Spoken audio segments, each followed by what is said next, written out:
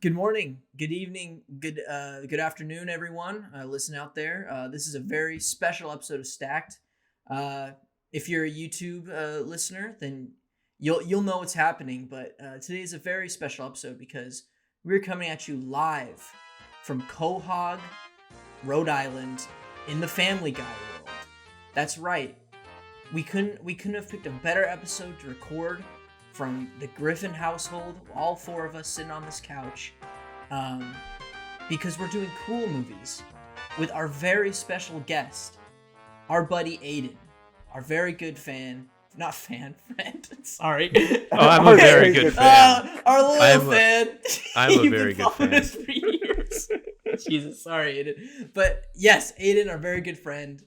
Adin, it's been a while since I've actually seen you in the real world. I think the last time we hung out, we watched the Donkey Kong Country musical together. Oh man, that was such a good time. I have a very vivid memory of when they shaved Donkey Kong's head, and that little tuft on the top of his head. It was no tuft at all, but like a spiral shaped skull. It's just revealed that his skull is shaped like the spiral on his head. It's shaped like the hill from from Nightmare Before Christmas. Yeah.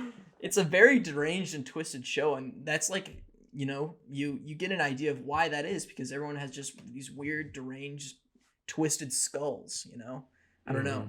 It might be a reason. But thank you, Adin, for coming on the show. We got a great show because you picked out a great topic. Also, I should say, joining us as always, boys, introduce yourselves. I'm Brandon. And I'm Chris. All right, there they are. And yeah, today is a really fun episode because Adin brought in it's a lot like sort of along the lines of, if you remember the Twist movies episode where Joey said he wants to do movies on twist, but the definition to be very loose. So Adin, today you've proposed the topic of cool movies. Yeah, and I just know one of you fuckers is gonna choose Ice Age or something. I 100% Ethan. Yeah. 100%. I know someone's doing that. Quadruple stack? No. And that's okay. I never specified. That's okay. Yeah. All I'm saying is it just reflects upon you, and not me. But Hey, you're on this show too, damn it. it's not too late to change your pick and not make a fool out of yourself. All right.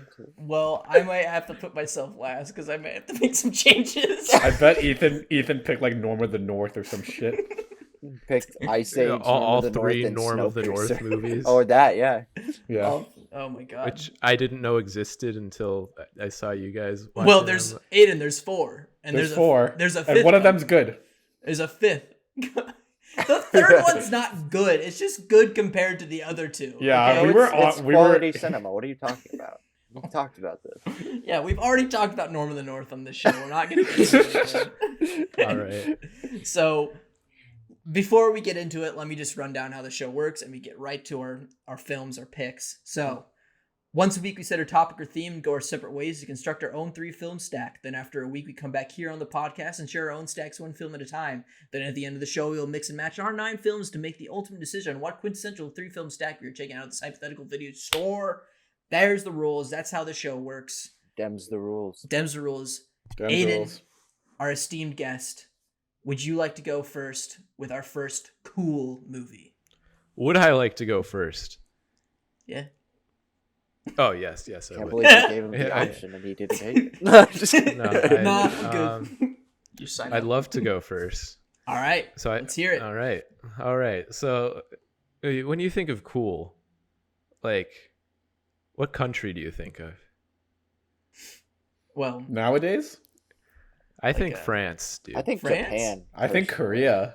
I think I think cool requires a little bit of sleaziness, a little bit of just being a just absolute dirtbag, a little bit of just You're just insulting just all of the French people. apathy for your fellow man, just not showering, yeah. just being gross, looking like Ugh. you never slept in your life, looking like you just live in a little patisserie with your mom. Yeah, that sounds pretty cool. Are you Then- going anywhere with this? You think of a cool city, What's like a city you think of? I'm Tokyo. telling it, In France or Oh, New York City, New the York city that never sleeps. Right. okay. Now, why is right. it cool? It's cool because there's a lot of Frenchies there. You know, Okay, you never yeah. think about it. There are a lot of dirt bags. The Statue of Liberty was built by the French. There It you was go. built by the French. She's They very claimed cool. it. The French are there. Okay. I'm very curious. He takes a drink. It's fine. No, my movie is a film by a very cool guy, Jean-Pierre Melville. Two Mhm. Men in Manhattan. It's about two men in Manhattan. It opens up on just beautiful like street photography from 1959. You just really get a feel for the whole place. It's just really gritty, very lived in, like New York, which has actually been lived in for about 300 years up to that point. Longer if you include like the people that were here before, like etc. But anyway, Yeah. it's a wild ride. You find out through some voiceover narration provided by director Jean-Pierre Melville himself that someone's missing, and it is the French diplomat at the UN. Uh-oh. And then one guy has to find him, and it is Jean-Pierre Melville himself Whoa. playing a guy who's chosen because he's just kind of a skeezy guy who never sleeps, just like the city itself. And then he enlists the help of his friend. I forget the character's name. They don't really refer to him by name. They just call him the photographer. He's a drunk French like tabloid photographer. Mm-hmm. And then they go on a mission to find him. And they don't really give a shit about this guy. They don't give a shit about anything. And I think that's one of the coolest things of all. Not a single point in the movie do you feel like any of these characters like really actually care about this guy or care about doing their job. It's just Jean-Pierre Melville and his drunk kind of sex pesty friend just going around. And obviously it's a French diplomat, so every person they interview and interrogate is like a woman, like a burlesque dancer or a prostitute or some sort. Yeah. It's just The French unbelievably people. French. Right. And every woman they go in, they're like, hey, and then they flirt for like 5 minutes, Mm-hmm. and they're like, wait, have you seen this guy? And they're like, and they're like, nah, and then they leave, and that's about the entire movie. And Wow. Wow. I just Iconic. you feel cool watching it. It's pretty. That cool. sounds cool. I mean, I haven't seen this movie, but I have seen Le Samurai Samurai. by Melville. Le Samurai. That's a cool movie. Jeff in that movie is a pretty cool dude. So I can already His tell name is the Jeff. sort of his name is Jeff. So I can already tell what sort of the pairing of that director in Manhattan, you know, like the jazziness that you talked about, you know. It's You painted a beautifully really good jazzy. picture. Yeah. Oh yeah. No. I got to see this. It's necessary. It's a necessary watch. All right, Brandon, If have you you seen if you're getting into the cool canon, that is, the cool canon? All right, which is The it's all in Central here. Canon. r/cool canon on R Reddit. slash- This is is it a Redditor's paradise? This Manhattan. I mean, it's a little misogynistic, so you could say it's a okay. Redditor's paradise, but Yeah, there you go. Oh, internet. yeah. Brandon, what do you think about this movie? I haven't seen it. I Yeah, looked it up. I've seen Le Samurai, and that's a very cool movie. The trench coats, the top hats. Come on, who doesn't like that? Yeah, and this movie has plenty of that too. Fedoras. What the hell? Mhm. This is my Yeah, 8th I will grade year. say, yeah. I'm flash up that picture of Brandon in the fedora as a kid. Boom, there you Boom. go. I remember Disgusting. seeing that. It's pretty incredible. That was from Like- 8th grade. I thought that was like from like recently, but I feel like if you go up to I anyone know. I now, do look the same, so it's okay. I feel like if you go up to anyone now who knows Brandon and tell them Brandon went through a fedora phase, they'd believe it. Maybe. Oh yeah. Well, it's Yeah. not false, so. It's not false either, so yeah, it's great. They I don't- mean, I'm still kind of in it right now, but Yeah. I don't see anything wrong with a fedora, TBH. Yeah. I mean, Hey, if you rock it, you rock it. yeah. Like the French did. Brandon, 1950s come on, New York. dude, bring it back. Bring back your fedoras. I don't Brandon, even know you've what got it you've is got the anymore. you've got the fanny pack now. So bring on the fedora Oh and fanny my pack. god, a fanny pack and fedora combo. No one's ever done that. No one's done I'm that, pretty Brandon. sure That's no true. one's ever done that. Trendsetter. That's A pretty new cool. avant-garde. That's French. I'll wear that to Disney. That is a French word. Two French words, actually. Oh yeah. Avant and garde. And It's French for before the guard. before the guard. whatever that means. Chris, have Chris- you heard of this? Yeah, No, where is I the- haven't. Like, quite frankly, the only thing I just searched up this movie, and the only thing I know is that about it at all is that the director was an actor in Breathless. Oh, Oh yeah. yes, Jean-Pierre Melville. Yeah, he was. Yeah. He played not himself, but like a important whatever the interviewer guy who was interviewing Gene Seberg or whatever. Oh And yeah. Because he was beloved by French New Wave who tried to copy his cool, and then Tarantino who tried to copy his cool, but no one could really just nail that shit down like he could, because what they all did is try, and what this movie feels like, it feels like no one's trying, which I They're think just is like the doing coolest possible thing. Yeah. Like maybe like 5 minutes of it you could tell were filmed in Manhattan, like the streets where they like hop out of the car and go into the building. The rest is in probably like a studio in France, and like Yeah. and like it's about just like a couple guys not really trying. You could tell like they probably didn't really try very hard making this, and like you could tell like probably the entire crew like behind the camera is just like wearing sunglasses the whole time. Even though it's Just has nighttime, that like vibe. Brandon. Even though the entire movie takes place over one single night, Yeah. So cool. and it's pretty cool, I gotta Yeah, say. I mean, I don't know a damn thing about this movie, but like, I just googled it, and like, I'm just looking at some stills right now, and the like, man, I'm looking at this one still of one of the characters. He's like leaned over a table, and he's got like a drink next to him, and it's just it. I do get what you mean, Aiden, in the sense of like effortlessly cool, like so apathetic about it, but it's that lack of, like, I mean, like, you guys tell me, like, doesn't this look fucking awesome? Yeah. Like, he's an alcoholic. His character Del Mar. That's Dude, nothing more cool than That's that. so cool. That's And so like cool. only like it takes a really cool guy to make like alcoholism like. Actually, not really. That's I think it's generally pretty cool. Like drunk driving. Like, it's like cool driving is what I call it. Put You it- heard put it it here just- first. Put a disclaimer on the screen. Drunk driving is No, cool. don't do that. You support drunk driving.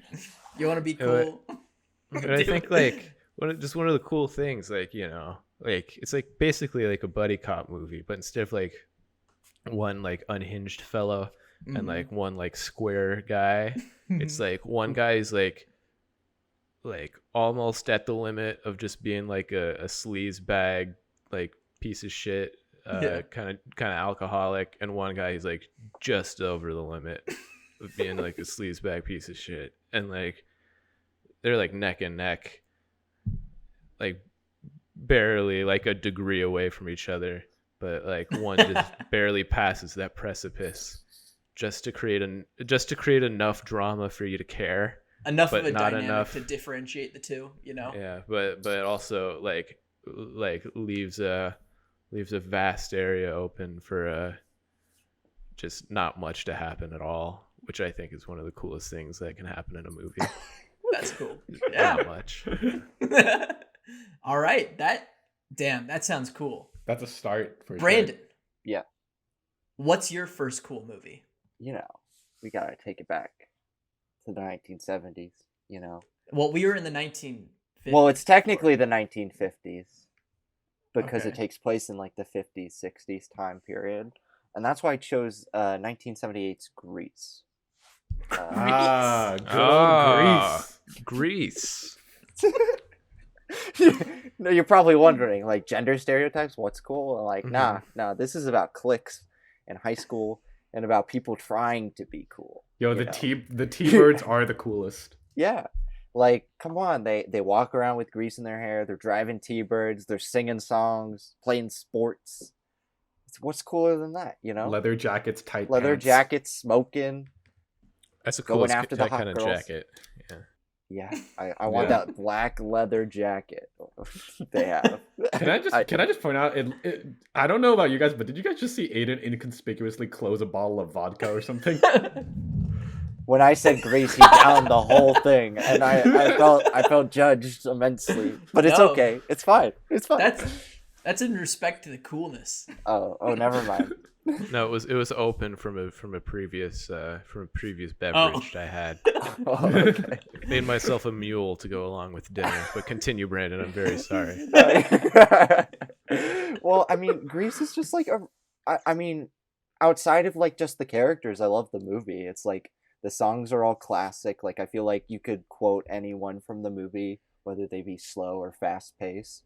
And yeah, I mean, like, who doesn't like Danny Zuko as a character who tries to put up this cool facade when he's like, you know, really, I don't know if he actually is kind of cool, but like the characters in this movie are trying to be popular and fit in with that high school label of cool.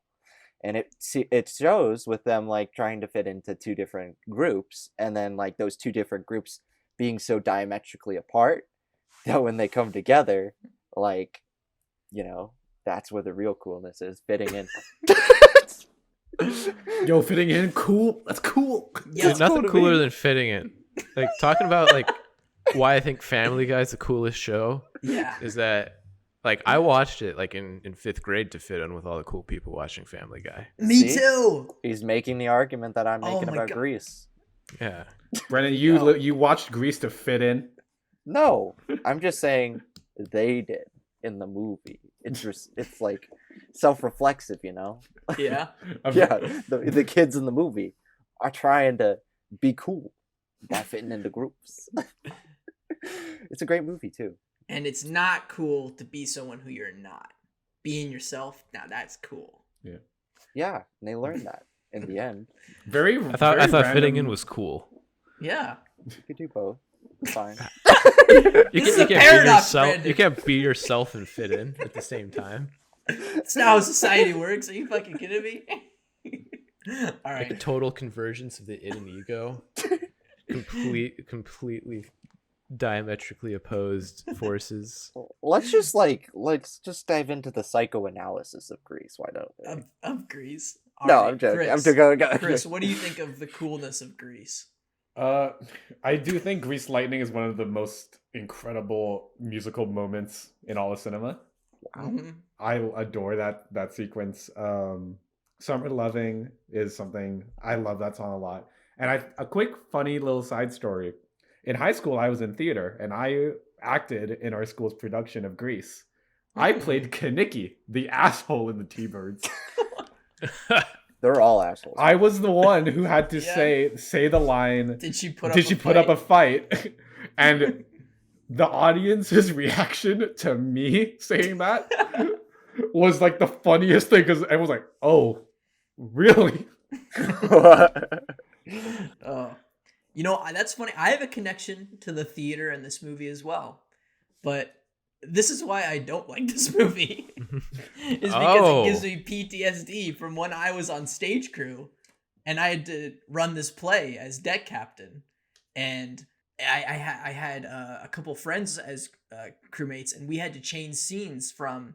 We were going from the lunchroom to I think like the scene that comes after where there's no tables. And you know what's not cool?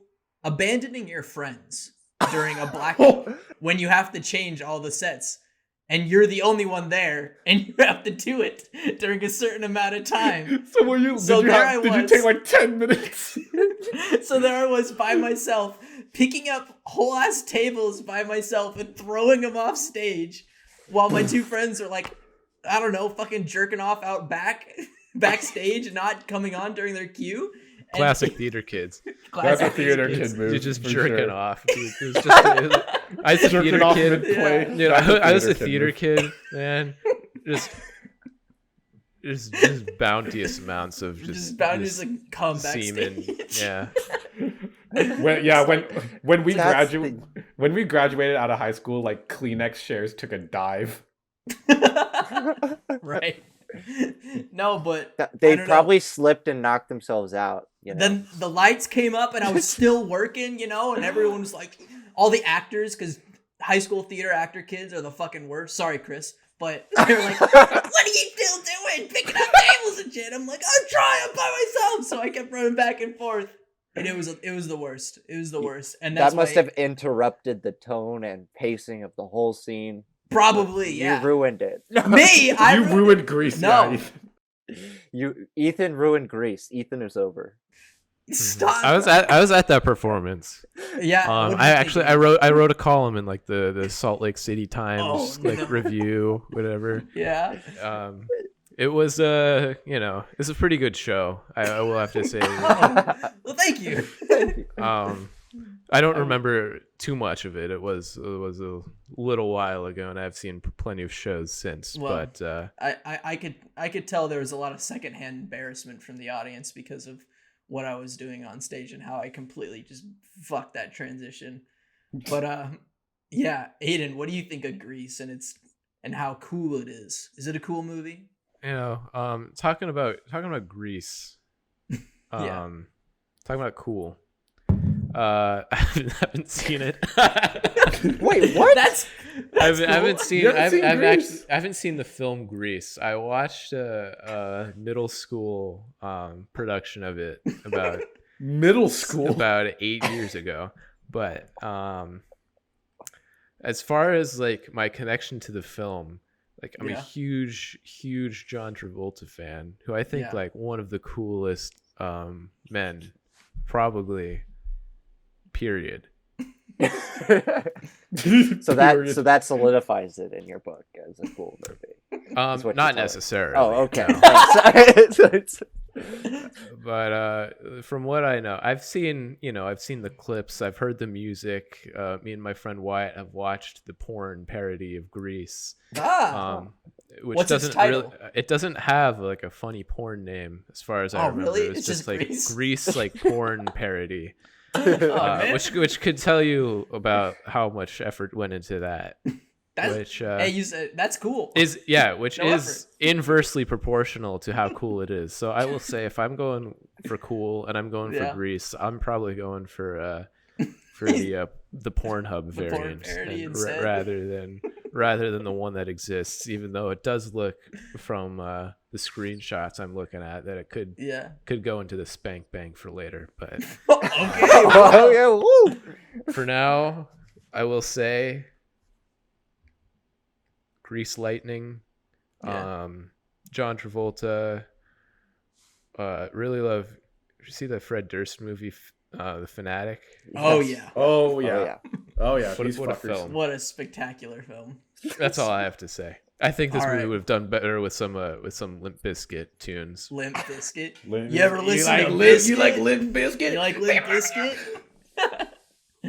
All right, Chris, take us in your first cool All right. movie, buddy. So, well, Aiden, when you were presenting your first film, you did briefly mention the director of my first pick. Oh no. It's a 2019 film directed by Quentin Tarantino. It's Once Upon a Time in Hollywood. Oh, Okay. yes, that is a cool movie. I will have Yeah. to say that. I think Tarantino with this film does a wonderful job with capturing the swagger, the energy, the just general like overwhelmingly like funky vibe of the late 60s and early 70s of Hollywood, and it's just so overwhelmingly just like it's a time gone by that I think for a lot of us was like a time that we kind of maybe even wish that we were a part of. I think like, you know, as we all know, like 1969 going forward was kind of like the age of new Hollywood coming into form, and, you know, seeing how things like are starting to shift in the industry, and just like it's so, you know, it's just so mesmerizing to look at it. I love, and like I think for me the main things that are kind of like encapsulating what I chose for my films are costume design, music, and just the general aesthetic. And I think this movie does a wonderful job with that. I love the soundtrack a lot.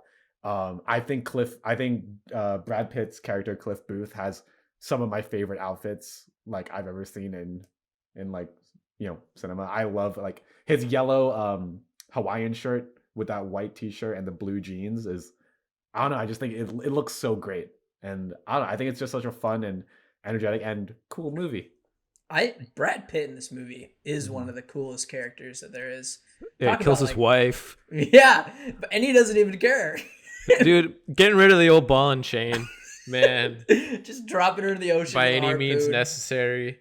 God, so cool. Oh my God. and he just wants to grill. Honestly, doesn't he grill in this movie? I feel like he does. Wife You know, bad. I will say, I will Real agree. good. I will agree with Ethan here that, like, while I cannot remember whether, actually, I'm 99% sure he does not touch a grill in this film. Like, you get total grill pill vibes from Brad Pitt. You and can see that him grilling.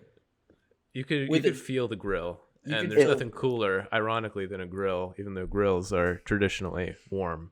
Yeah, I just feel like, if George Foreman grills existed back in 1969, Brad Pitt would be using one. yeah. Yeah. Yeah. I just Oh, see it definitely. You know what's Is that- also cool in this movie? in his trailer. Yeah. Mhm. What's cool in this movie, Chris? You know what's cool that Brad Pitt does in this movie? Takes off his He shirt. Oh. Sure. He respects the legal age of consent. That is true. That's pretty cool. He does not sleep with a minor in this film, which is a lot more than we can say for a lot of higher ups in Hollywood. But we will not go there for this episode. Yeah, Which is very Well, no. uncool. not cool at all. Why? Why not? Shut up. No, why not go there? Call 'Cause him it's out. not is it not cool. cool? This is the You know, problem. I will say, maybe I will go there. I'm calling out the pedophiles right now. Oh, Shame shit. on you. You know what? Shame. Yeah, get him. Shame. We'll endorse that. Believe it or not. Believe it or not, Stack does not believe in pedophilia. Yeah, it may not have been the case before this episode, but as of this episode, Stacked is a firmly anti-pedophile podcast. I know everyone's been wondering. We've set but the record This straight. episode, we're taking a stand. Anti-pedophilia. You heard it here first. All right. So all of our fellow MAP fans, get out. We don't want your listenership. All right. I hate how you know what that is, Ethan. Listen, I know my life. I've blocked a few maps here and there. Okay. That really made Aiden laugh. All right. That okay. yeah, That's a movie's cool cool. movie. Yeah, cool. cool movie. Brad There's Pitt smoke. working on the roof with his shirt Yeah. off. That's cool. I love No. him making the mac and cheese, dude. That's Yeah. and, Eating like, it out feeding of it the to his pan? dog, dude. His man and dog, cool. the clicking thing they do, fantastic. Beating up fucking evil people. Aviator But also sunglasses. The coolest thing, Oh, though, yeah. one of the coolest things in the movie, the flamethrower, The flamethrower. the Flamethrowers big are cool. flamethrower. That's cool. Flamethrowers are cool. You ever I see will that in a say- video game? yeah. You pick it up. Yeah. All right. Cool movie. All right. So my first pick. Thankfully, I don't have to change this one. I originally was gonna go for multiple definitions of cool. I still might do that depending on how everyone's second pick turns out. If I just stick out like a sore thumb, then I'll change. But for the time being, so my first cool film is directed by one of the coolest directors I know, John Carpenter. Oh, He's a cool guy. don't. He very cool guy. smokes like a lot of cigarettes. That's cool. Oh, He yeah, likes- that's. We'll get into that, but that is Yeah. definitely something that's very cool. Yeah. And he directs a movie so cool, you don't even know that it's about the sidekick at first. And that's 1986's Big Trouble in Little China. There we go. Jack Burton is a fucking dumbass, but he's just so cool that you fall in love with him. You know, he's got all the best quotes saying the dumbest shit like, "We really shook the pillars of hell, didn't we?" And like, it's all in the reflexes. He's so full of himself, and being full of yourself is kind of cool. That gives you a lot of confidence, you know, to fight all these ninjas and everything in Chinatown and wizards, you know, and warriors. even though half the battles he's always trips over and tries to find his gun or gets knocked out, wakes up halfway through the battle. But that doesn't matter because Kurt Russell is such a cool guy. Speaking of Once Upon a Time in Hollywood, he was cool in that movie. He's cool in this movie too. And it's a cool, fun time, you know, going down to Chinatown and just causing some big trouble. What can I say? Aiden, what do you think about Big Trouble in Little China? It's a very, very enjoyable movie. I watched it a little while ago. I don't know. It is a cool movie. I love, you know, John Carpenter, the practical effects, Kurt Russell, who is a very cool guy. You know, wears like a tank top, which I think is one of the cooler articles of clothing a man could wear. I should have worn one for this recording. We all right should. now, but I neglected to think about my wardrobe. But I mean, you know, Chinatown, very cool place. Like, you just know a lot of cool stuff's going down there. Legal, illegal, mystical, like supernatural, pretty cool. The guy at the end with like the head that like explodes. That's pretty cool. Like, very large heads are generally a sign of cool. I don't know if inflation is cool. I mean, from what I've seen on DeviantArt, I don't know if that's pretty cool. But in this movie, it's pretty cool. Wait, is that a fetish? Are you kidding me? Yes. Look up Sonic the Hedgehog inflation, and you'll have a fucking field day. You know, I've gone through like diaper stuff, gone through like, you know, like eating small versions of other people. Inflation, yeah. Sonic, it's a whole other thing. When government currency goes up in value. No, not that kind of inflation. Okay. Why would anyone like get off? I don't know. While Aiden's questioning that, Chris, what do you think? Talk about Big Trouble in China. I remember when you showed this to us, Ethan, during one of our weekly movie nights, and I went into it with like that I wasn't invited to. Anyway, but yeah, like I remember going into this movie thinking like, oh man, this is gonna be like a stereotype nightmare for me. But I think like one thing they do really well with this film is just like flip the entire genre on its head. I think like, for example, the white savior trope, I think it does a really good job of just making fun of that. Mm-hmm. Even though it's engaging with it at the same time, it is like meta in the sense of that it's the way in which it addresses it and does that. Right. And nothing cooler than breaking down racial stereotypes. That is pretty cool. That's pretty cool. I will say, I remember like going into watching it, I was like, oh, it's a movie from the 80s that has China in the title from America. A white guy. It's going to be a little dare I say insensitive, but it was actually very sensitive. Very sensitive. And I think there's nothing cooler than like being a little sensitive. That's right. Yeah. Brandon, what do you think about Big Trouble in Little China? Not that cool. You know what's cool? The only thing cool about this movie is Kurt Russell, in my opinion. How about the Chinese people? He's just like... I think the Chinese are cool. Yeah, I think the Chinese are cool. Brandon's awkwardly avoiding the question, but all right. Name the one thing they did in the movie. Oh, I thought Brandon was going to name one Chinese person. Name one Chinese person. Name one Chinese person that's cool. Yeah, I'll wait. Damn. Sorry, Chris. I think Kurt Russell in this movie is really cool. He's smooth. The way he like bounds about, gets away from things that are about to hit him and shit. He's invincible. He's like the coolest guy ever for doing that. I just don't see how it's cool other than that. I guess if you find like San Francisco's Chinatown pretty cool, but I've never been, so I wouldn't know. I have been. It's very cool. Oh, okay. I'll take your word for it. Yeah. Raise your letterbox score, Brandon. I think Dennis Dunn's pretty cool too. I don't see why only white people can be cool Brandon, but that's a discussion. Well, for I- another- But Whoa, I whoa, will whoa. I will Whoa. give I didn't I say will that. give Brandon the benefit of the doubt because I think like Ethan, Brandon, your 8th grade Chinese heritage It celebration. was not 8th grade. It was like What? Third grade. Anyway, apparently in 3rd grade, Brandon's class had a Chinese Chinese heritage Heritage like Week or culture day, and to celebrate Chinese culture, they went to Panda Express. Yay! dressed in kimonos, which are Japanese. Which is Japanese. Very nice. You know, that's pretty. I think that's pretty cool. I mean, that is about, a pretty alpha move. Talk to do about that. not caring so much. That is true. The apathetic. Yeah, that's the. We're not even apathetic checking if hypothesis that something we is had. Chinese or not. Wearing a kimono to fucking Panda Express. I was in 3rd grade. I didn't know. Did you wear a kimono? I didn't, but all the people around me were because I didn't have one.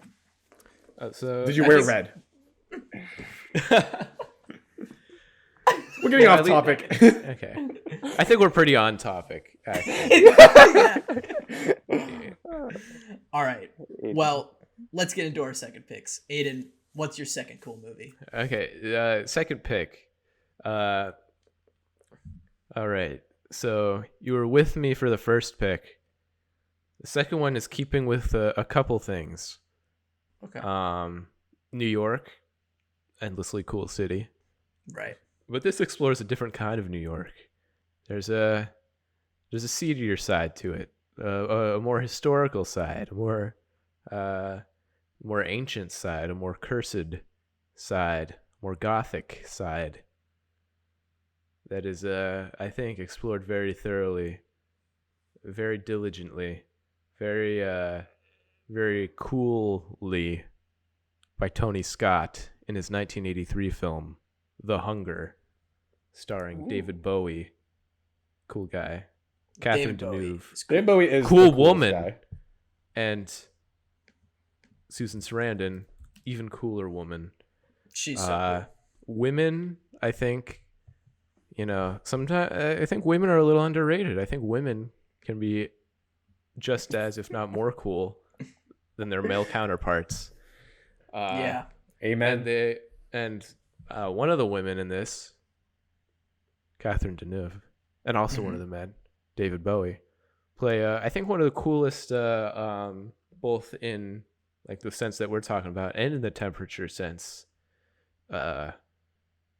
monsters in storytelling. Ooh. Vampires, get it? Because like they have Oh. cold blood, cold Yeah. skin. So they're kind of dead. Yeah. Kind of immortal. And I mean, it opens up with the classic Bauhaus hit, Bela Lugosi's "Dead in a Club," thumping beat, strobe lights. It's going on. Everyone's indoors. Everyone's wearing sunglasses, even though it's nighttime inside a dark club. And then you have seductress Catherine Deneuve and seducer David Bowie taking on their first victims of the film, and it only escalates from there in terms of coolness. For those who have not seen it, I will not spoil the directions in which this film goes. Some cool, some very uncool, and I think ultimately, it resolves in like women like doing it to each other and then being really cool on vampires, and I think that's really cool. The coolness prevails by the end of the movie. That's good to know. Yeah. I haven't seen this movie. I didn't know David Bowie was in a vampire movie. That's a match made in heaven right there. David Bowie is a vampire? Are you kidding me? That's cool. Ooh. That's all I gotta say. Brandon, what do you think about this movie? I don't know. You don't know? I don't know. I've never heard of this movie. I just looked it up and I was like, I like Susan Sarandon. Do you like Susan Sarandon? All right, Yeah. let's watch the movie. It looks kind of cool. Let's fucking do it. It looks like the blues make it cool. Oh, it's very blue. It's a very huey, bluey kind of movie. Very just Huey, color bluey, temperature wise. movie kind of gooey. A Hubie Halloween. Just like A it Hubie feels Halloween, it feels Hubie. chilly, which I think is pretty Yeah. cool. Okay. Yeah. Chris? You Yeah, haven't seen it? I mean, in the same boat as Brandon, I haven't seen it. I just Googled it. I'm looking at some stills right now, and I dig this aesthetic. This how do I put that? I don't know how to describe that outfit. It's like a leather blazer that like Oh, they're both yeah. rocking. Oh, It's maybe a jacket or a blazer. I don't know, but like it just looks like that was great, doesn't it? Oh yeah, that's Which cool. part? Which part? I don't know. Whatever scene that whatever scene that's in. All right, it's in a couple. that's a cool scenes. movie. That's a really cool movie, and Oh, it's I very really want to cool. watch it. Like it's one of those movies like you don't know anything about it. You say like the name of anyone involved, any aspect of it at all, and you just think that's just so cool. I just got to see it. They kiss. Like I watched it, and I just like immediately told my girlfriend. I was like, "So there's a movie with David Bowie," and she's like, "That's cool." And I was like, Yeah. Susan Sarandon. She's like, "Oh, that's very cool." Catherine Deneuve, and she's like, "So cool." I'm like, "They're vampires." She was dead Damn, by that so point. She It was, died. Oh my god. Oh no. she died. It's actually a very sad story. I don't know why. Yeah. Not cool. Not cool. Sorry, my bad. How was But the it's funeral? okay. Was it cool? Oh, it was pretty cool. It was vampire themed. Oh, Really. vampire themed funeral. All right. You know, that's how I want to go out. Yeah. Just be in a big casket. Maybe You have know, some they sort usually- of contraption that makes you like lean forward. Yeah, they usually the- don't theme funerals, but like I don't know. I've Why always wanted to not? be like I've always wanted to be like an animatronic, like Ethan is talking about. Yeah. The priest who is like officiating the funeral or whatever is like the count from fucking Sesame Street. He's like, today one person died. Brandon, your funeral should be like a dark ride. Like someone at Disneyland where you get like a little cart. Or at least the viewing, you know? You should No, it takes you through the life stages of Brandon. Okay.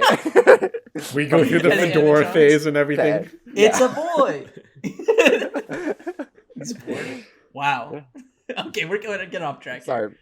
Here. Brandon, take us into your second cool movie. Well, speaking of French people, Ah, 1955 heist movie, very cool. Oh, I know where this is going. Rafifi. I did know where this was going. It was Rafifi. Rafiki Oh, from he thought Lion it. King? He's like, there are a lot of Rafiki. 1950s. Rafiki? No, that's a movie I also just watched, but it's Rafifi, the movie that I watched. It's a extremely cool heist movie. You know, usually in heist movies, it's like, you know, they plan it out. It's just like very straightforward, bunch of comedy. But like, never have you been so tense with such cool men. Like, they gotta carry through this plan, you know? They gotta break into a bank, or not a bank, a jewelry store. But like, there are so many security precautions, and they have to keep in mind how quiet they have to be, or how loud they can't be, in order to, you know, steal the jewels and get away with it. And the reason why it's so cool is the actors in this movie, just like, they exude confidence, and mhm. they have a, you know, in like movies where there's like a jazzy score that's backing it, and then there's like guys in trench coats, you know, guys smoking cigarettes and standing around talking about what they're gonna do. That's what this movie is. It's French, and it's cool. It's French. Get over it. It's so cool. It's also a really smooth going movie. Like, Yeah. you feel like it's like paradoxical, but you feel at ease, but also on the edge of your seat constantly. Okay. Aiden, have you seen this movie? Rafifi, I have. I own it on Blu-ray. Ooh.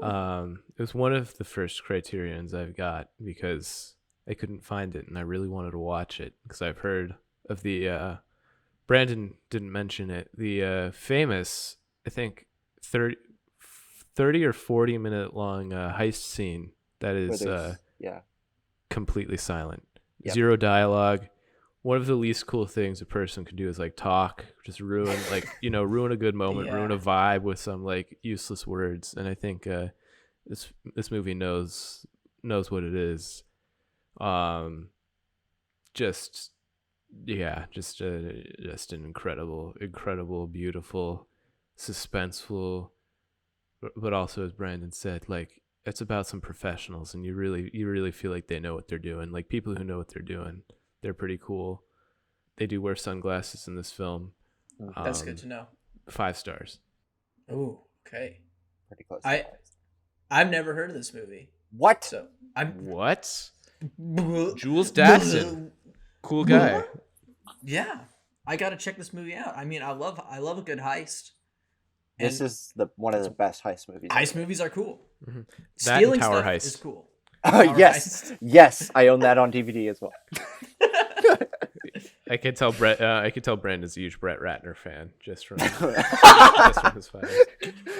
Dude, Oh, you know you me. should have seen when all the stuff came out about him and Brandon's reaction. I couldn't hear the end of it. I was crying. The constant defense. He's like, this can't be true. This can't be happening. X-Men: The Last Stand is my favorite movie. Wow. Chris, Rafifi. Yeah, same boat as Ethan. Never heard of it, but I mean, like, Well, what just about looking- Tower Heist? You want me to swap it out? heard of We it, could talk. never We seen could it. talk about Tower Heist. You haven't seen Tower Heist? No, I The haven't. Ben Stiller, Eddie Murphy. You know, people were like, Eddie Murphy's finally back with like Dolomite, but he's been back since Tower Heist. I agree. That's what I'm saying. He's been back. Oh, he's been back. He's Yeah, been but Tower Heisting. based on what I've seen from like on the stills of Rafifi, like I think like you said, Aiden, like there's something really cool about being able to see someone who knows what the fuck they're doing and executes it perfectly. And based on like, I mean, I don't know anything about this movie other than like that, and like just looking at these costumes, it all looks great. Like it crosses into like maybe it's like a perfect blend between like, shall I say, like James Bond and maybe Bad Times at El Royale kind of aesthetic in terms of like the costume, at least. I don't know, but yeah, there's something. I think the word I would use to describe what I see is at least like maybe suave. They're really effortless in this movie with what they do, and suave. Like you can tell they've done this before, and that this isn't their first rodeo, and like that makes it so much better because like you think nothing can go wrong. Well, you'll see what happens when you watch the movie. It's very cool. I also gotta be honest. This entire time, I've been trying to search for the movie Rafifi. I've just been not spelling it right the entire time. I did Rafifi with an A. Nope, that's not there. Rafifi with an E. Nope, still can't find it. And then it's Rififi. Yes. Silly me. You know, I thought it was RE-FIFI, which is French for re-fifi, or like doing fifi again. Oh, yeah. That's in a different French- movie. In French, doing fifi is something I can't say on this podcast, but it's Yeah. Come on. My mom's listening. Please. But All right. also like the porn version of this movie. Shut up. All right, Chris, go into your second. Cool. All right. So my second movie, this is actually one of my favorite films I've ever seen. Like, that sounds weird. One of my favorite movies I've ever. It's a You've 19 ever. whatever. It's a 1988 film from Japan. Brandon, you said that's one of your favorite places for what you define as cool. Directed by Katsuhiro Otomo. It's Akira. Oh, Oh, that's yeah. very Wow. cool. Hella That's cool. I Future I cool. don't know anyone who's seen this movie and hasn't wanted the Akira bike like so badly. That red jumpsuit, that jacket is fantastic. I love the world they build in this movie. I think like this kind of neo-dystopian, like Blade Runner-esque kind of aesthetic is so incredibly enthralling. There's something so overwhelmingly like technical, but also like still like kind of down to earth about this kind of aesthetic, and I think they do a really great job with that. And honestly, I just can't get over that bike. Like I would never ride a motorcycle unless it's the Akira bike, and that's it. But yeah, I Yeah. mean, like Brandon, you love this movie too. What do you think about it? I adore this film. I think like there's ways to do sci-fi and have it be cool, and this movie like paired with probably like the Blade Runner movies knows how to capture it via like this noir atmosphere. And I'm like you guys know, I wasn't originally a big fan of noir films, but over time like the slickness has really like captivated me. And like maybe it's the bike, maybe it's like the city structure. Like appearance wise, it's very cool, and the characters are like eluding the law. How cool is that? You know, like going to commit crimes and save the world in a weird way. And yeah, it's a really cool film. Saving the world in a weird way. You know, that reminds me of the tagline for this film, Akira. It's like, they're here to save the world. Dot, dot, dot. And their methods are a little strange. We're a little weird. Wah, wah. What? I turned into a giant blob child. Isn't like the tagline like the end of the world was only the beginning? And like, Are you reading it off the poster? yeah, I was- I got a poster right there. But I was just gonna say, I thought that But, was Angel Has Fallen with Gerard Butler, but I could be mistaken. saving I just the spoiled White my House third choice, in a but- weird way. No, yeah, this is a great movie. You know what's cool? Nuclear war. And philosophy. Ethan, why don't you pitch the Why- your theory on nuclear Why war? nuclear war is cool? Listen, have you ever watched those like ShamWow commercials? You know, Yeah. where there's the big stain on the table, and you take the towel and just go, you know, just clean off. Didn't that guy go to jail? Doesn't matter. It doesn't matter Oh. because I thought he was like that's like nuclear war. like a sex okay. He's a sex offender. Okay, well I don't care about the guy. I care about the. You could towel. do Billy Mays. You know? Do Billy Mays. Yeah, he's dead. He's okay, fine. Anyways, that's besides the point. Nuclear war is cool because it's a clean slate. Start over. You know, there's too much shit on the table, and like Akira, the world blows up. Spoilers: it blows up twice. Crazy. I mean, at least Tokyo does, right? Or Neo Tokyo. Yes. Mhm. Tokyo blows up. Nuclear war. Neo Tokyo. Then that movie blows up again. I think nuclear war is kind of cool. So That's That's pretty very convincing argument. yeah. I mean, just think about it. Just think about what you could do after nuclear war if you survive. If you survive, I don't know. If I don't you're know, smart, like- if you're a smart kid. I will say the problem with nuclear war is that it creates what's called nuclear winter, where the sky is just filled with just fallout and debris that But it's it cold. blocks the sun, so Mhm. it reduces the need for sunglasses, which I think hurts the cool factor. Well, But just go somewhere as else. you said in your first film, Aiden, you don't need to have the sun out to be wearing sunglasses. Oh, that's true. Actually, wearing sunglasses when you Never don't mind. need to is actually And very also, cool. nuclear So that winter. actually doubles the cool factor. Yeah, because it's always cold. That's pretty cool. So there's case and point. Akira, great movie. Sorry. Animes for weebs, which is kind of not cool. That's what I was even though gonna I say. One hit against this film, it is Yeah. an anime, which That's minus about Like- 10 to 15 cool points. yeah, but it makes up for it. It's nuclear war theme, so pretty cool. Good Yeah. movie.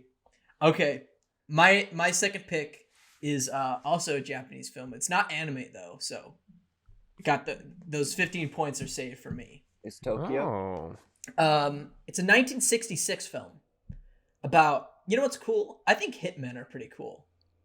I think Hip. mobs, gangsters, Oh, hit. you know, killing gangsters, taking over a mafia. I think that's pretty cool. My film is, you know what else is actually pretty cool? The coolest thing about this movie, singing your own theme song and not making it look like you're a dork. Because that's what happens in Seija and Suzuki's Tokyo Drifter. Oh, hell yeah. This movie fucking rocks. It's about this dude. He wears flashy suits. He's like one of the best hitmen in the Yakuza, and he's ordered to go after a boss, and the whole movie is just like about him going to get to this boss. It's a beautiful looking movie. The sets are cool. It's weird and colorful. Everyone wears like these colorful suits. There's a fight on a train. There's a fight in this. The final boss fight is in this weird club that's like all white, and there's just like weird arches and everything everywhere. And whenever he's about to kill someone, he whistles the theme song of the movie. You know? That's so cool. Usually, like, you know, Kronk in Emperor's New Groove, he sings his own theme song when he's taking on stuff, and it's played off for last because he's like, okay, that's not pretty cool. But when you see this movie, you're like, damn, okay, wait a minute, that's cool. Anyways, that was my my last minute pick because my second pick was originally gonna be Ice Age. I knew it. Predictable. But I changed it. I changed it to Tokyo Drifter because you know why? This movie is cool. So, Aiden, what do you think of Tokyo Drifter? I was thinking of Tokyo Drifter. It was in the runnings for one of my picks. It is an incredibly cool movie. I remember watching it and just feeling little tingles every time like he whistled that theme. Yeah. It just it tickles me so. It's just such a cool movie. Seijun Suzuki, just an endlessly cool guy. Rest in peace. Yeah. My friends got me a Tokyo Drifter poster one day as a surprise. Turns out it's not for the film Tokyo Drifter, but in really big letters it says Tokyo Drifter, but actually it's a poster for the film Cars 2, and it's Lightning McQueen driving like around Tokyo because apparently they go to Tokyo in that film. Yeah. And Yeah, they absolutely do. And I think That's amazing. like Cars is like a really, I don't know, it's a really weird universe if you think about Yeah. it. Like, how did it? It's like, one of they those don't movies have- like you just accept it, don't think about it, just take it and go. I No, can't but, help like, but think about it. It's just so like you can't. It cannot exist within itself. Like obviously, like you're not supposed Yeah. to think about it, but How do like they have it's still. kids? How do they, how do do they they fuck? pee? How do they Yeah. build anything? How does anything happen? Are they a post-human society where these structures have, but then you realize it can't be because like so much of the infrastructure has been designed specifically around the people being cars themselves. Yeah. And I think Seijun Suzuki really like had a major misstep there. Yeah. What The movie are we tires. talking about? The tires, dude. The leading pile of tires in that movie. What is that? Legs and arms from their bodies getting stacked on top of each other. What kind of That's fucking morbid. Crude, Holy like, shit. that's a crude monument to society, motherfuckers. Like, That what is am I pretty- saying? pretty fucked up. No, but like, aren't tires like shoes in that universe? They can take them off. Yeah, I mean, like the racers take them off, right? Yeah. No, but they don't like I guess. completely. They don't take off like all of their. Like they don't go around like bare wheeled, you know. Yeah. They're just like an embryonic sack of flesh underneath all that car where their Ew. eyes are. Oh, that'd be awesome. Like they never open the doors, but like if you open the Uh-huh. door and it's just some Yeah. like Cronenbergian, like Oh. even like the end of Akira, just Yeah, that's what I was just thinking. like Yeah. some like just Ew. like fetal matter, just Please. like Maybe just, some like little arms. disgusting. Yeah, little hands. That's the kind Donald of car Trump movie hands, I'm like, working about. Hello. Oh, That's that would that's the be- kind of being because you know how like tailpipes are perfectly like penis circumferenced, so Yeah. you could easily like inseminate something in there. Okay. But should we- I've never been able to breed with a vehicle. Have you seen The Counselor with Cameron Diaz? I've heard of it. I've heard Well, of it. it's Wasn't well, that, wasn't that She Ridley does that Scott? in that movie. Look, take tips. There- Taped. There that is a Ridley nothing Scott cooler movie, or than am I thinking of breeding with something else? cars. Nope, that is a Ridley Scott film. Mhm. Brother of Tony Scott, who directed The Hunger. There you go. Comes full circle. Anyways, my film's Tokyo Drifter. Sounds Chris- cool. Oh, Sounds it's cool. a really sick film. It's a really cool movie.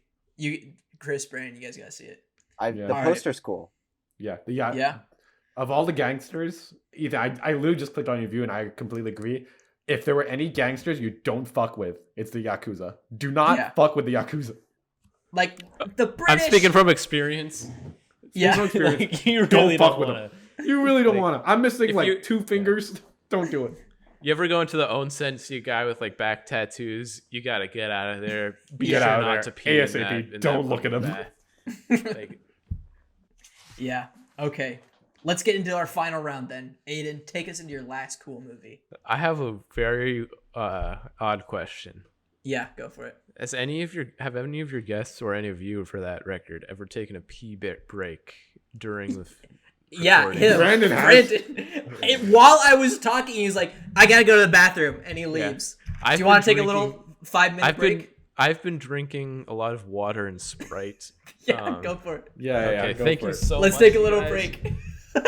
All right. I'll be right back with my picks.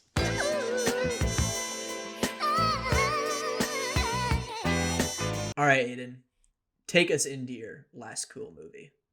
Okay, so in breaking with the pattern, as I didn't realize it until as I was saying it during this episode, that both of my previous movies took place in New York. I was thinking we'd take it to a little different location. All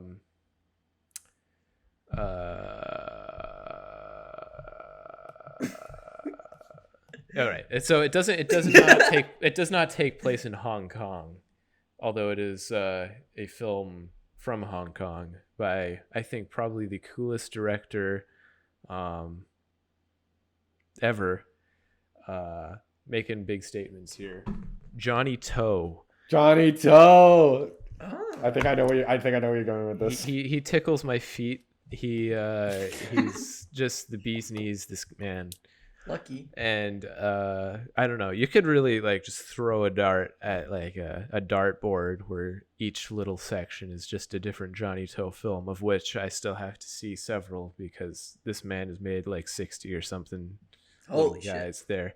But so I'm just going with one that I've seen pretty recently. I think it is the coolest of his that I've seen.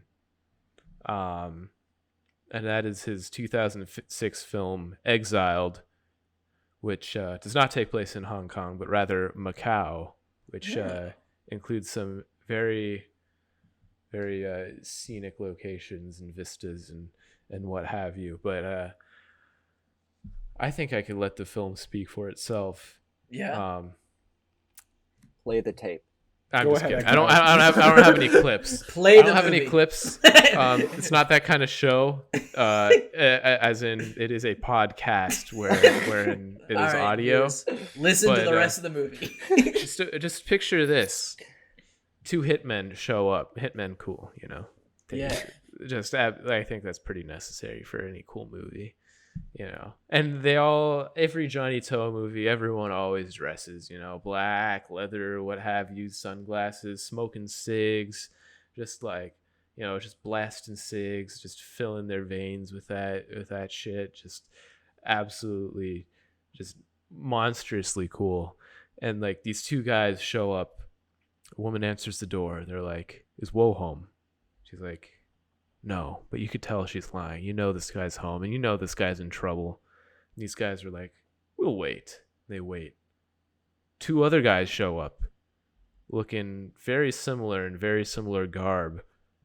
It's Wo home. You find out two guys were sent there to kill him. Two guys sent there to protect him. Tension fills as they stand outside, static, pure stasis as the camera dances around them and the just insanely cool, like just electric guitar starts wailing. And we just like down, down, down, just craning up, craning down, panning around these still figures, which I think is one of the coolest movements, coolest pairings of blocking and camera movement you can do is still subjects moving lens until it just breaks out in untamed violence, just shooting up, destroying this home that doesn't even look like it's been moved into yet, where Woe is stuck in between these two pairs until they run out of bullets. Not a single drop of blood has been shed. And then the men decide that they must take this discussion to the dinner table, because after all, they are all best friends. What? What?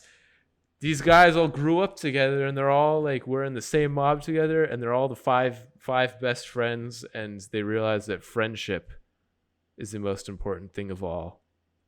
And that's just the first like 10 minutes of the movie. The rest of the movie is them banding together, realizing that there's greater fish to fry.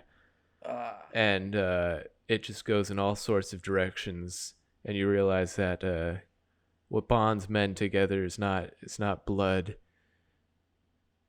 but smiles Oh, Oh, and sunglasses and cigarettes. that's cool. I gotta say, friendship is awesome. It's cool. I gotta be honest. I have not seen enough Chinese action films. It's something I think after watching Face Off a couple nights ago that now I got to see more of it because that movie was incredible and I got to deep dive. So this might be a good starting point for me. I got to check this movie out. I looked up Johnny Toe, and I spelled it wrong. I spelled it like toe, like a Toe. You thought his Yeah. name was Toe? T-O-E, It took me like to the Pornhub. appendage. This is not the right Johnny Toe. What the fuck's going on? It's interesting because of the several foot fetish sites I frequent. Johnny Toe, Yeah, tell me. T-O-E is Yeah. is up there. So Brandon, Is You're on he track. in for a good time? he if he's into that sort of thing, Not really, but we'll No? see. you will love Johnny's toes once you get to meet them. Okay. Chris, Chris. you recognize Johnny Toe in his Yes. So Johnny Toe ranks among like some of my the directors I respect the most from Hong Kong, which I think most of the audience knows I'm from Hong Kong and I love my home very much. And I'm very proud of Hong Kong, and I think it's one of the coolest cities in the world to grow up in.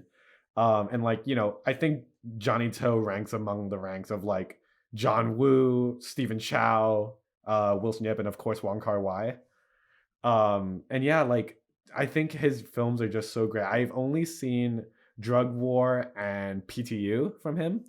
And PTU is like this, they're both like cop centric movies, and I won't get into the politics of Hong Kong police right now because that's a whole other topic. But yeah, so like I've always been really enthralled by his films because quite frankly, like my dad was in the force, you know, growing like ever since I was a kid. So like watching movies by Johnny Toe, especially like the PTU series of was something that was really something special between me and my dad. And you know, like Johnny Toe was such like a, I don't know, like formative director for me in a subconscious level. I never really acknowledged him as a director, but come to like look at it, like I've been affected by his work in the past and certainly now, you know, given what's going on in Hong Kong. So yeah, I mean, like his movies are just so like, I don't know how to put it. It's just so full of like espionage and swagger. I think they do a really great job with, you know, everything they do with their work, and it's just, yeah, I think it's just great. I mean, Chris. Brandon and Ethan, have you guys haven't seen any Johnny Toe films? I don't No, even I know who this fucker is. Damn. But I guess I'm interested because everybody seems to love him online. You know But- what's cool? Democracy in Hong Kong. That's kind of cool. Yeah, I like that too. If it existed. Chris, I think your memoir should be titled that. Espionage and what was the other thing? How about That's that? Espionage and what is the other And, thing? That's my You know, Chris the spy of our Testosterone? No, that was testosterone. All right, great pick, Aiden. That sounds like an exciting, cool movie. I want It to really check that is. out. All right, Chris. I know Brandon. Brandon, Mhm. take us to your third movie. Well, what's cooler than spies, you know? So I'm choosing. So My mine spy. is Get Smart. No. Steve all right. Carell. Batista. R.I.P. to Sean Connery for this excellent movie. I'm choosing From Russia with Love, the best James Bond movie that I've seen. I've only seen like 8 of them. Don't double check that because I don't think it's 8. But Don't worry, I wasn't going to. okay. Well, this movie is the best Bond because it's crammed between the first one and Goldfinger, and everybody considers Goldfinger to be the best one. And Dr. No is pretty cool because that's where you're introduced to this slick talking, like womanizer who has gadgets and is a spy that travels the country. You know, martini, shaken not stirred. You get the point. But like in From Russia with Love, this movie has the most impeccable visual effects of any action movie in the 1960s. because it's like mostly, if not all, practical. The spy gadgets are cooler than ever. Like this is like back then when like they couldn't like when I mean sci-fi was like barely as like dystopian and futuristic as it is in like something like Star Wars, where like that's like to me like that stuff's cool, but like what's cool, like realistic stuff that you can imagine and like actually use in society, and that's something that like James Bond does really well. Society's very cool. Yes. Yeah, Joker was wrong. Society is cool. Yeah. Joker, surprisingly not a very cool guy. He does No. crime. Crime is not cool. Society, cool. Exactly. And Brandon, wasn't it you who said Greece is cool because they're like rebellious and shit? hey, my second movie was about stealing shit. Griefers? Griefers. Griefers? Are we talking about griefers here? I'm talking about, like I signed into my server yesterday in Minecraft. Saw a big stack of just like regular dirt, just saying Brandon was here. Not very cool. I'm calling you out, not cool. But Wow. Brandon, did you really do that? Yeah. Not cool, dude. Not cool at all. But it's cool. James Bond. I wanted to recommend. It's a good film. He drinks. Oh, indeed. Drinking. Mhm. Oh yeah. Drinking's cool. Yeah, I haven't seen much Bond films, so this From Russia with Love was a fairly recent watch for me, and I gotta say, it's okay. I'm more of a Goldfinger kind of guy, just because of the ridiculousness. I thought, what's not cool? Misogyny. And Yeah. I gotta say, Mhm. Bond, he treats a lot of women like objects in these movies, especially these older 1960s ones. R.I.P. I'm just R.I.P.. saying. This is a tribute. Well, then you should have chosen Last Crusade. No, I'm just kidding. So, I mean, From Russia with Love is entertaining. Yeah, spies are cool, but I think respecting women's pretty cool, and it's not something this James Bond guy does that very much in these movies, especially in this one. I think I noticed it the most in the other, mostly older Bond movies, but that's just me. Chris? Yeah. I mean, like, I haven't seen any Bond films other than the Daniel Craig ones. But like, like Ethan said, I think spies are really cool. I love their gadget stuff. I love their outfits, their costumes, and everything. Their tech is just awesome. I love their kind of like nonchalant swagger. Like Ethan said, misogyny is not that cool. But But the rest of the movie's cool. I'll take your word for it. I'll take your word on that for sure. No. We're watching it right now. No, we're not. We're in a podcast. Shut up, Chris. And I like, I don't know what else to say. That's fine. Aiden, what do you think of From Russia with Love?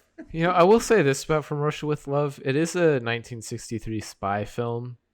Right. The second in the James Bond series, produced by Eon Productions, as well as Sean Connery's second role as MI6 agent James Bond. That's directed true, yeah. by Terrence Young, produced by Albert R. Broccoli and Harry Saltzman, and written by Richard Maybaum and Johanna Harwood, based on Ian Fleming's 1957 novel of the same name.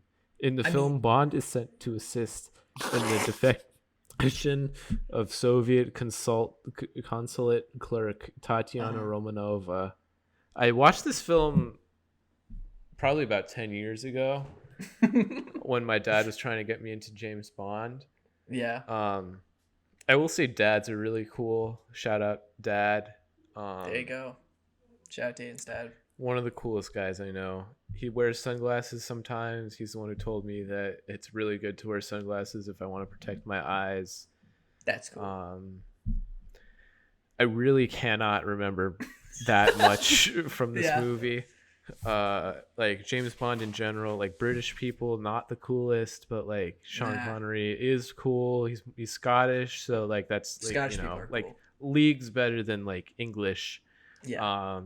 Like probably less inbred. He's hairier. Hair is cool. Rush is Teeth's pretty better. cool. Yeah. And I think like overall, from what I do remember of this movie, like, you know, he may not treat women very well, Yeah. but that's all I got to say. Yeah. I thought you were about for a second. I thought you were about to say he doesn't treat women very well, but who cares? What? I would never say that. I think women Yeah. are my favorite. Are my favorite of the people. Of the people. Of the Yeah. people. A lot. I mean, there's a lot of them. It's hard to not like them. There's a lot of women out there, more so Mm-hmm. than men, arguably. Yeah. And I will say, like, as a fighter, as a champion of women, Yeah. I see you out on the streets. I see you, I hear Fight for you, women. Yeah. and I've fought for several of you, and I've loved Yeah. so many of you. And this goes All out right, to cut him off, please. this goes out to get the him girl off the mic. Get him off the watching mic. this. There you go. Thank you. This goes out to all the women. This episode. All right. Good final pick, Brandon. Bad pick. Good. No, bad movie. Good pick. Bad pick. I didn't realize this was a disrespect podcast. That's what Bad Brandon pick. once said to Chris. He said, "Bad pick, good movie." Wait, when did he say that? He said It's it when for I- the when I the picked, twist episode. It was the twist episode where I picked Sally Gardner at the Gallop, and Brandon thought it was a great pick. No, sorry, No. an awful pick, but a That- great movie. Is that the Edward Muybridge? Yeah, the horse. 1978, like No, series of 1878. 18. That's I the mean, one. 1878 still photograph series. That's the one.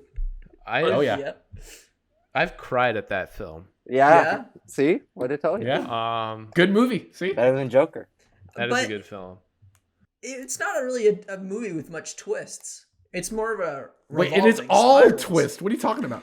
No, you see, you're misunderstanding because the twist in that film, like back then, they didn't realize that images could be put like together sequentially and played Right. Oh, one after shit. the another Yeah. to replicate movement. And I feel like the big twist there was like people went up to see a series of still images and came out of it with interconnected, like fully realized singular movement Okay. that played in their brain. And I think Yeah. there's nothing cooler than the motion pictures. I love Yeah. movies. I agree. Which goes into my next pick, Sally Gardner at the Gallop. No. I'm kidding. All right, Chris. I don't know. How we got that. Go on to your final pick. All right, I'll try and make this quick because I know we're running on the clock a bit. But No, this supersized episode. okay, so my final pick is a 2014 film. Brandon, I'm actually really glad you went before me. It's also a spy film. It is a 2014 film directed by Matthew Vaughn. It's Yeah. Kingsman: The Secret Service. Okay. Now, how do I put this? Oh wow, I think this is the cool. Like, I've never seen a movie that made me want to put on a suit more. I really adore the aesthetic of the film. I think the costume design, the world of these spies is so. It's like it's the perfect like modern, like over the top spy, film. I think like a lot of like the new Bond films, they've kind of like slowed down a little bit their desire to kind of go for these larger than life gadgets, as we know from Skyfall. And they talked about that in the movie. But yeah, I think like the Kingsman does a great job with like having fun with, the genre that is spy films, and the costumes are so great. The Kingsman tailors are incredible, and I don't know. I mean, like I just think it's just so much fun. I think it's so modern, but also classical at the same time with the way in which it does the spy stuff. Ethan, are you a big Kingsman fan? I haven't seen this since theaters. I'm gonna be honest, so I don't remember that much from it. But Mhm. what I can tell you is we talked a lot about how British people are uncool from this one, from Russia with Love, Truth But- bomb. Truth Bomb. But I gotta say, they beat up a lot of British people in this movie. Oh know, hell yeah! They do. The scene where Colin Firth beats up all those British fucking gangsters at the pub, Yeah. I mean, come on, they deserve that shit. They had it coming. Now, I only got to be fair. This movie is probably just as misogynistic as From Russia with Love. I mean, literally one of the final sequences in this movie is Yeah, I'll give the it first that. person camera of The Swedish princess. royalty's butt. yeah. Mm-hmm. Wait, what? Oh, yeah, the that's hell? true. What are you watching it? Wait, what are you looking at, Ethan? No. Stop looking at I can the tell you- I Sorry, can I'm tell you- looking at the cast list, and for some reason, the But- first person credit on Letterboxd is an extra. Interesting. Because I thought you were looking at those pictures of inflated Sonic the Hedgehog, No. which I've been staring at this entire episode. Disclosure. No, the first person credit is Adrian Quinton as terrorist. And I found that weird. Anyways, Shout out to terrorists. shout out to terrorists. For being passionate about your work. Terrorists, everyone. No, but Uncool. yeah. They try too hard. They try too hard. It's true. Has there ever been a nonchalant terrorist that's Have you seen You know, I Four can s- Lions with Riz Ahmed? Go for it. yeah? Oh, Yeah. true. You know, Yeah, I bet that seems cool. yeah, 9/11 was a Back to your point about the misogyny Yeah. in Kingdom, I do agree with you. That last bit is a little bit much, for Mhm. sure. Yeah, I but do the rest get, of the like- movie? I think the rest of the movie is pretty solid. Granted, yes, there isn't like any like particularly giant major like female leads in this film because it's very much dominated by Samuel Jackson, Colin Firth, and Taron Egerton. But Yeah. I will acknowledge the characters of Giselle, who is the woman with the knife legs. She kicks ass in this movie. Yeah. And I will also acknowledge Roxy, aka Lancelot, who is Eggsy's like partner throughout the movie. And yeah, I think those two are really great characters. But I do get that like they're not major roles, but still, I'll acknowledge that. Taron Egerton is the 10th credited person on the Letterboxd. You're not over this, are you? It's blown my mind. Why is terrorist the first credited person? He was an important part of the movie. What can I say? It's just terrorist. Anyways, Brandon, what do you think about Kingsman? I saw this in theaters twice, and I love this movie. Very cool. I love spy movies. I think this is a great spy movie just because it plays with the genre a little bit, subverts it, kicks it in the butt, gets it going. You know, the violence, the gore, it's excellent action. The way it's like hyper speed almost. Like that Freebird scene in the church is one of the most satisfying scenes you'll ever see in cinema. Just That's cool. because it's anti-hate, it's anti-bigotry. You know, That's right. That's cool. and like you feel like you take it out on those people. No offense to those people. Well, fuck them. You know. Whatever. Make up Oh, your no mind. offense. Actually, fuck you. No, but it's a cool movie. Okay, cool. It's a cool spy movie. There's not much to say that hasn't been said by Chris already. All right. Aiden, what do you think about Kingsman? So the first moment in which Chris mentioned this film, I was like, why is he talking about a little hole in my laptop? And then I realized that I was thinking of the Kensington lock, which is the little ovular shaped hole port on the side of most laptops, computer monitors, electronic devices in which a lock can, like a little piece of metal can easily slide in there and lock the computer to say a metal cable. If you have like a cart full of laptops or something and you need some sort of security measure to keep it in place or to keep it from being stolen by vagrants. Yeah. So as far as like, it's pretty cool, I guess. Like, I think thievery is a little more righteous, a little more cool, a little more if you can like take something that's not yours. Right. That's something that really resonates with me as something that's cool. Right. I've not seen Kingsman: The Secret Service. I've watched the trailer probably a few times as a avid moviegoer and theater attender. Oh yeah, I bet. They really like playing that one.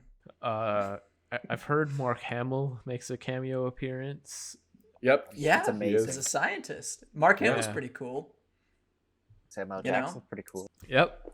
Okay. Cool. Yeah. Sorry, sorry, guys. No, that's. okay. Thank you for the fun fact about the Kensington Lock. That was good analysis. And, you know, this is a show about learning, about recommending films, but sometimes we like to go outside of the frame of the film and teach you about some stuff in the everyday world, you know? So, all right, Chris, great third pick. I'll go into my last pick. Now, this is a 1971 film. Fellas, I got some questions. Who is the black private dick that's a sex machine to all the chicks? Shaft. Who It's is Shaft, the man obviously. that would risk his neck? All right, I'm not gonna do the whole thing.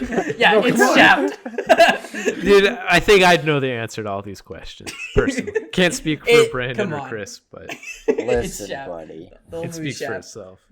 Let me tell you, one of the best theme songs to any character in any film. I mean, because they say his name a lot. That's one thing about having a cool theme song is your name's mentioned a lot. But they also say he does some pretty cool stuff, and he does some pretty cool stuff in this movie. I mean, he's a private detective. He doesn't really like cops, but he still works with them, and he still tries to rid the city of crime. Even though we've established that crime can be cool sometimes, but Shaft, you know, to beat these crimes, sometimes he goes around the law, which is pretty cool, you know? And, I mean, come on. Shaft. Everyone knows Shaft. He's the coolest dude. Shaft. My dad watched this movie over the summer and was like, "Hey, Brandon, you want to watch Shaft?" I was like, "I already saw Yeah. it. It's pretty I cool." already no, Dad, I don't want to bond with you. I've already You seen said, Shaft. like, with your sunglasses on, like you're just standing in the corner of the room. He's like, "Hey, son, do you want to bond? Do you want to like have a good father-child moment?" And you're like, "Sorry, Dad, I watched this movie before. I gotta go back into my room and watch something shitty on my laptop."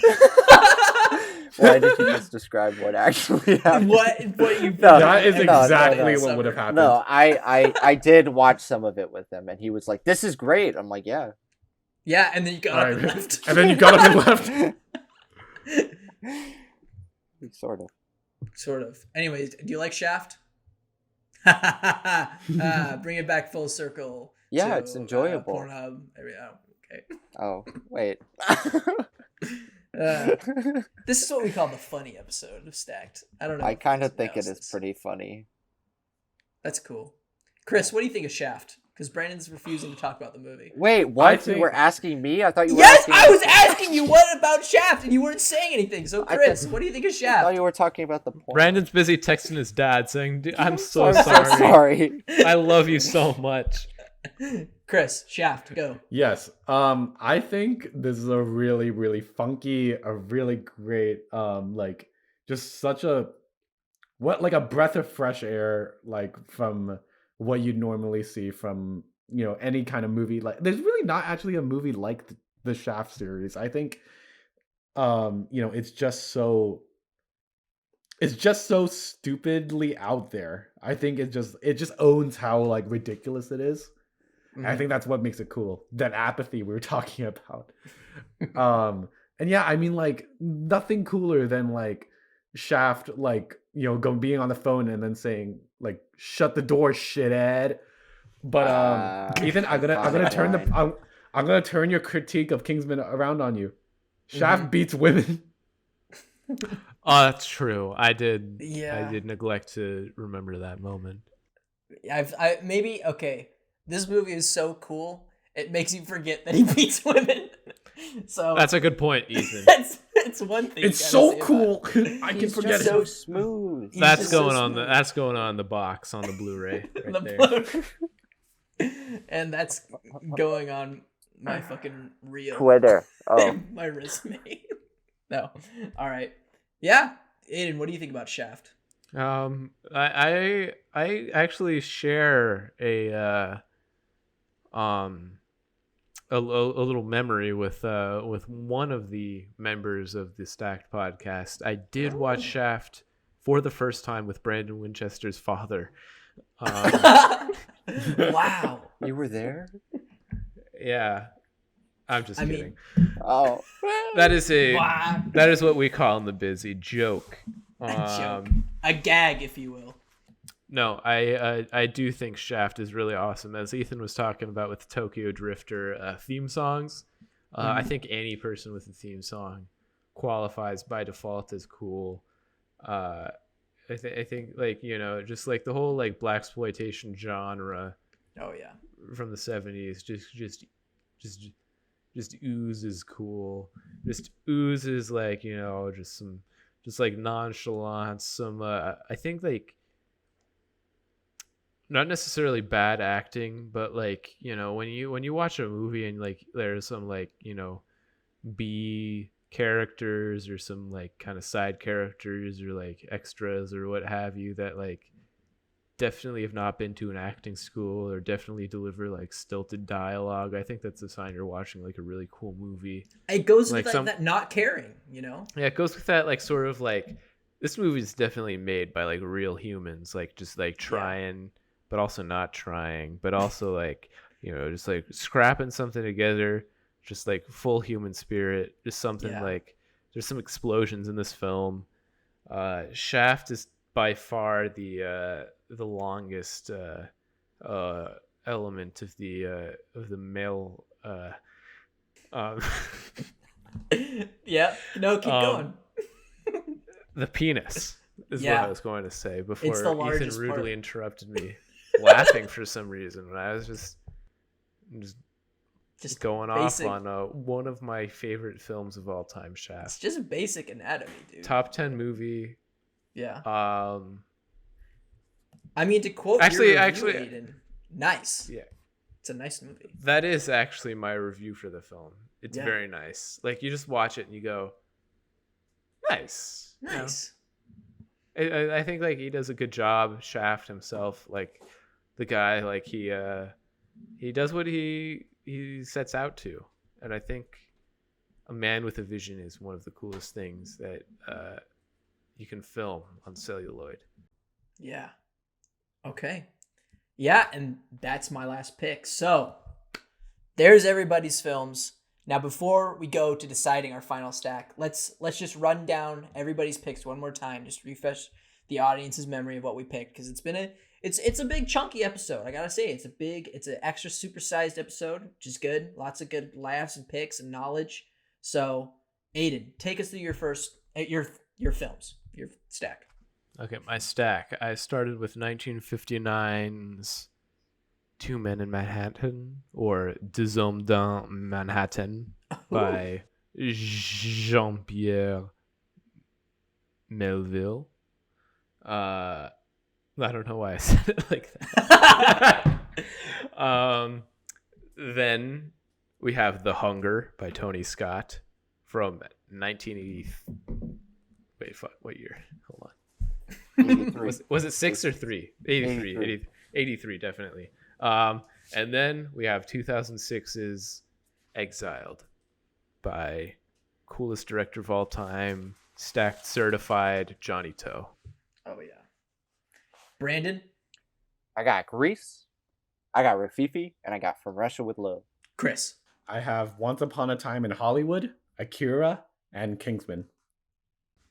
And I got Big Trouble in Little China, Tokyo Drifter, and Shaft. All right, boys. Anyone got a pitch for this final stack? No. No. Okay, show's over. No. Let's see. I gotta say, like, I think Tokyo Drifter. The premise of the whole program is it's based on a blockbuster trip that you go to the local blockbuster. Yes. And Holding pick out hands. films, holding hands. And I think like you usually want to watch a movie you haven't seen, and so if I recall, none of you have seen most of the movies I've suggested. So I think we just go all three. Aiden, All three on yours. We just Honestly, go yes. 2 Men in Manhattan. But Aiden, The Hunger. no one has seen Tokyo Drifter. I gotta say. Oh, I've seen it, and I gotta say, sucks Yeah. shit. I'm sorry. I'm just kidding. I love it. It's a really good movie. Listen, Okay. I say Let's- we give it all to Aiden. No, I want. I some like- good I'm movies taking. out there. I'm liking what Brandon's Aiden. putting down. I like picking- his reasoning. I want picking some up. I'm picks. picking up what Brandon's putting down. I think what's cool. I think the coolest thing about movies is discovering new stuff. I agree. Yeah. I think Brandon's just saying that because he knows he's fucked. No, Brandon's not fucked. He's picked some good movies. I got Would you- Rafifi, motherfucker. Dude, Rafifi has I got That's- Rafifi. Fuck you. clout. Yeah. That is a major film. That is a major player. That is a 5-bagger if I've ever seen one. Yeah, Okay. exactly. Well then, let me do a pitch then. So, let's do some cool around the world. All right? So we're going to be picking cool movies from different countries. Okay. Now, first, I think let's go with Exiled. Cuz Chris is a big Johnny Toe fan, but he's never seen this film, and Aiden's the only one who's seen it. I want to see it. That Sounds would be a crazy. great movie to watch. I Yeah. agree. Second movie, let's go. Let's hop over to Japan with Tokyo Drifter. Uh-huh. Or Come on. Kira. Singing your own theme song. Well, actually, We've all singing your own theme song. Nothing cool with that. Hitman killing people. That's pretty cool. I agree. And then let's hop on over to, is it France, Brandon, for Yeah. Rafifi? Yeah. Yeah. Stealing shit. Heisting, Yeah. cool guys. The French are cool, like Aiden said. What's cooler than that? And it's all films that the majority of us haven't seen. Yeah. Or half of us, Yes. I agree. What do you think? What do you think? I adore I it. agree. Yeah? I think, first choice would obviously just be all of my movies because I love them. But if we have to compromise, which I think is, not very cool, but something that this show is all about, I agree that Ethan, all around the world, I love the Earth. Earth is cool. It is Earth Day today. Yeah. We're going to save your episode for Earth Day, Aiden. It's going to come out next year. No. Yeah, good films, good order. Yeah? I might start with Oh, yeah, we can change the order. What do you Maybe think is a good starting? maybe a Tokyo Drifter. It's like pretty easy. Yeah. It's pretty easy breezy. Then you go into Rafifi, and then I think Exiled you haven't seen, but that's just like the ultimate finale of the three. Yeah. Okay, I'm down with that. Chris, Yeah, It's your thanks for first asking for my episode. opinion. Finally. it's your first episode. You might be shut out. What do Yeah, you look at Brandon's smile. That smug motherfucker. Hey, I'm still beating your ass. Don't worry about it. I don't care. I I love don't Brandon's care. smile. Unpopular opinion, but I think Brandon's smile actually He's got a makes me smile. great smile. Thank you. It's contagious. Thank you. Brandon, what do you think? I'm just having a good time this episode. I'm vibing. Yeah? Yeah, and I like Okay. the choices we got here. All right. So, this is Stack's ultimate final stack of cool movies. With our first pick, Tokyo Drifter. All I gotta say is whistling your own theme song before you're killing people. Automatic, coolest guy ever. Right there, Tokyo Drifter. Brandon, take us into our number 2. Number 2 is Rafifi, a great French heist movie with cool French guys doing what they do best, stealing shit. Aiden, take us into our last film. Number 3 is Exiled by Johnny Toe. There's nothing cooler than friendship. Oh. Yeah. Oh, and that's what it's all about, and that's what we had on this show here. Aiden, I'd like to thank you for coming on to the show and Anytime. introducing us to some cool movies. These are some cool ass movies. I'm gonna watch all these as soon as I can.